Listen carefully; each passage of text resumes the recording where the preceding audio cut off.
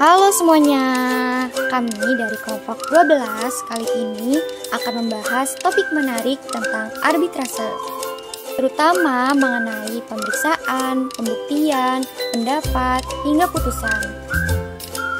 So, tanpa berlama-lama lagi, yuk tonton video pembelajaran ini sampai akhir ya.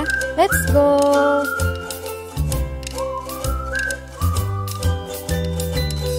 Seperti yang sama-sama kita sudah ketahui, arbitrase adalah salah satu metode penyelesaian sengketa di luar pengadilan, di mana keputusan yang diambil ini bersifat final dan mengikat. Dalam arbitrase, sengketa diselesaikan oleh seorang arbiter atau majelis arbitrase yang independen berdasarkan kesepakatan para pihaknya. Proses ini dibuat untuk memberikan solusi yang lebih cepat, efisien, dan rahasia dibandingkan dengan litigasi di pengadilan biasanya. Oh iya, adapun dasar hukum dari arbitrase ini tertera langsung loh dalam Undang-Undang Nomor 30 Tahun 1999 tentang arbitrase dan alternatif penyelesaian sengketa. Tahap pertama dalam arbitrase adalah pemeriksaan. Pada tahap ini, para pihak yang bersengketa menyampaikan fakta, bukti, dan argumen mereka kepada arbiter atau majelis arbitrase. Adapun sesuai dengan pasal 27 Undang-Undang Nomor 30 Tahun 1999, seluruh proses pemeriksaan dilakukan secara tertutup untuk menjaga kerahasiaan. Kemudian, tahapan pemeriksaan ada apa aja sih? Yang pertama, pendaftaran tuntutan oleh pemohon, di mana dokumen penting seperti perjanjian kontrak dan bukti pendukung diserahkan pada tahap ini. Setelah itu, adanya pemeriksaan bukti, ini termasuk mendengarkan keterangan saksi atau ahli. Di tahap ini, arbiter memiliki fleksibilitas dalam menyesuaikan proses pemeriksaan sesuai dengan kesepakatan para pihaknya. Selanjutnya, yaitu adanya tahap mediasi. Ini merupakan upaya untuk mendamaikan para pihak. Jika mediasi berhasil, arbiter akan membuat akta perdamaian yang bersifat final dan mengikat. Namun, jika gagal, proses dilanjutkan ke tahap berikutnya.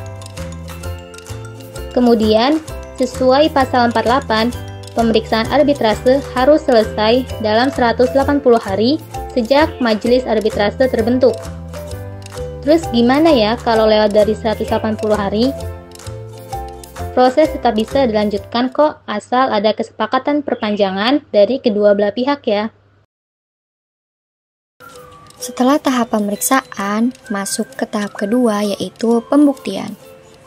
Sebagaimana pasal 37 hingga pasal 50, tahap pembuktian ini bertujuan untuk memastikan kebenaran yang relevan dalam sengketa. Setidaknya terdapat 5 jenis alat bukti yang sah dalam arbitrase.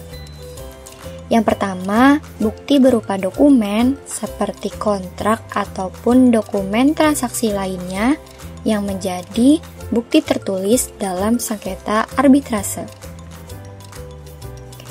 Yang kedua, kesaksian. Ini bisa dari saksi fakta ataupun saksi ahli. Saksi fakta adalah orang yang langsung melihat ataupun mengalami kejadian. Sementara itu, saksi ahli adalah seorang yang memberi pandangan secara profesional. Yang ketiga, alat bukti berupa persangkaan.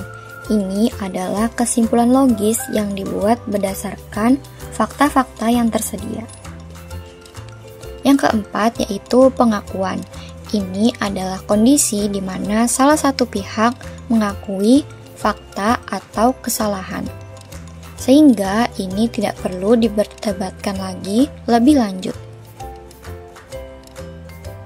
Yang kelima yaitu pembuktian berdasarkan sumpah. Dengan sumpah, arbiter dapat memastikan pihak-pihak yang bersangkutan benar-benar menyampaikan informasinya secara jujur. Dalam tahap ini, arbiter juga memiliki fleksibilitas untuk menilai relevansi dan bobot bukti sesuai hukum yang disepakati oleh para pihak. Selain itu, proses pembuktian ini bersifat privat sehingga tidak menjadi konsumsi publik seperti di pengadilan biasanya. Oh iya, sesuai pasal 49, arbiter juga dapat meminta para pihak memberikan tambahan dokumen atau tambahan keterangan jika diperlukan. Selanjutnya, kita masuk ke pendapat mengikat atau binding opinion. Ini merupakan tahap pemberian hak kepada para pihak untuk meminta lembaga arbitrase untuk menyampaikan pendapat terkait hubungan hukum dalam perjanjian. Sebagaimana dijelaskan dalam pasal 53, pendapat ini bersifat final dan tidak dapat digugat melalui jalur hukum apapun loh. Jadi simpelnya itu, bila mana dalam sebuah kontrak terdapat ketentuan yang kurang jelas, para pihak dapat meminta lembaga arbitrase memberikan interpretasi yang mengikat. Pendapat ini menjadi panduan yang harus dipatuhi oleh para pihak, dan jika ada yang melanggar, tindakan tersebut dianggap sebagai pelanggaran kontrak. Nah, di tahap terakhir ini yaitu mengenai putusan arbitrase. Tahap putusan ini diatur dalam pasal 54 hingga pasal 59 Undang-Undang Nomor 30 Tahun 1999. Berikutnya yaitu elemen yang wajib ada dalam putusan arbitrase, yaitu meliputi yang pertama, uraian singkat tentang sengketa. Yang kedua, pendapat arbiter berdasarkan fakta dan bukti. Yang ketiga, amar putusan atau hasil akhir. Yang terakhir, tanda tangan arbiter atau majelis arbitrase. Nah, untuk memastikan putusan ini dapat dieksekusi, arbiter wajib mendaftarkannya ke pengadilan negeri dalam waktu 30 hari setelah putusan diucapkan. Jika salah satu pihak tidak melaksanakan putusan, maka pihak lainnya dapat mengajukan permohonan eksekusi ke pengadilan negeri. Oh iya, jangan lupa dicatat ya, bahwa putusan arbitrase ini memiliki kekuatan hukum tetap dan tidak dapat diintervensi oleh pengadilan.